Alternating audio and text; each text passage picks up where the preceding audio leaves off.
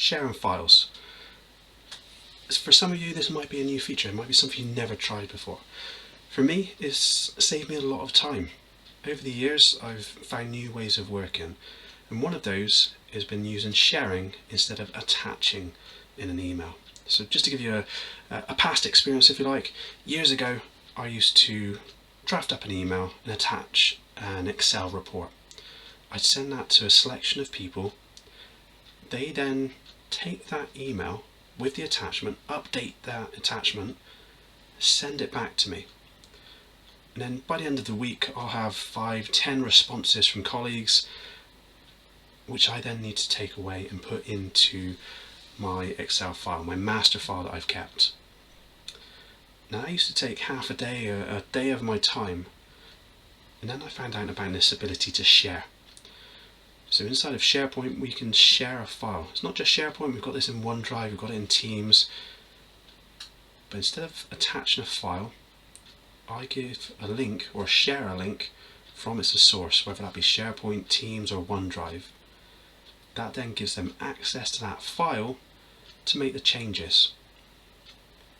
And where this comes in handy is for when I need to write up my final report, they've updated the original file, not a copy of it that's been an attachment, the original file, so the one version of the truth. That then saves me a lot of time. I don't have to spend half a day updating that file. So let's take a look at how we share from SharePoint. Okay, so we want to share a file with a colleague. To do that, we can select the file, and our toolbar inside of SharePoint changes. We get the option to get share or copy link. So there's two different ways of sharing. The copy link, let's start with this one. This gives us the option to copy a link and send that across to a colleague. That could be through a Teams chat, it could be part of an email, or maybe inside of a document somewhere. Before I copy that link, one thing to be aware of is this option here. Right now it's telling me that if I share this link, the person I share it with could forward it on to someone else within my organization, and they will have the ability to edit that document. So you're opening up access to that file, potentially to everyone in your organization to be able to edit that file. We might not want that. So to edit this, we click on the link and it gives us our options.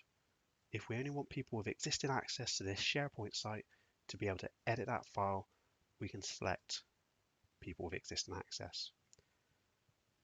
If someone you're trying to share this file with doesn't have access to that SharePoint site, but you want to give them access to that one file, we can use people you choose. We can find them by typing in their name. You can see it pulls through someone already, and I can type in another person's name and add them in. And we can keep adding more people that we need to give access to the file. Underneath, we then have these settings where we can decide whether the person can edit, whether they just need the ability to review, or just to view the document, have it read-only access. In this case, I'm going to give them edit access, and I can hit apply. That then creates that shareable link. And those two people, Adele and Alex, that I added into my link there, will be the only people that will be able to use that link to edit that document. So I can now copy that, paste it into my email or my Teams chat, and use that link. The other option we saw was the share button. I can click here, and I can almost do this as an email. So I can type in the name of the people I want to share this with. Maybe it's only one or two people, and you can keep adding more and more people there. Add your message. And then again, something we want to check is what level of access we're given. Again, we're giving this person, in this case, access to this via a link, but they're also going to be able to forward on what they receive to other people within the organization. And again, we're opening up that can of worms that other people across the organization potentially could open that document and change it. So if we go up to the top here, we now have a sharing settings. That's recently come in. It was previously a link down here, just like we saw on the copy link option. If I click on there, we get those same options again, where you can set it up as you see fit, hit apply, and then once you send, it will send that message. Right now it's telling me this person doesn't have access to this SharePoint site. So it actually tells you if they don't have access to that site. So again, we can go in and change the settings and hit apply.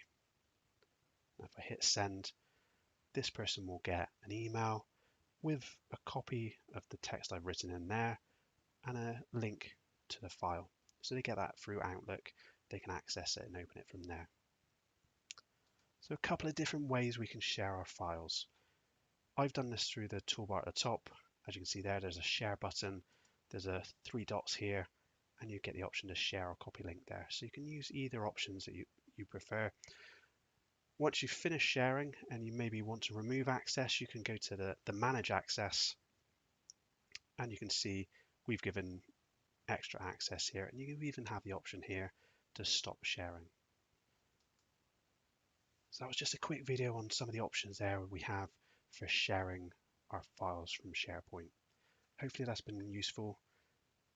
Thanks for watching.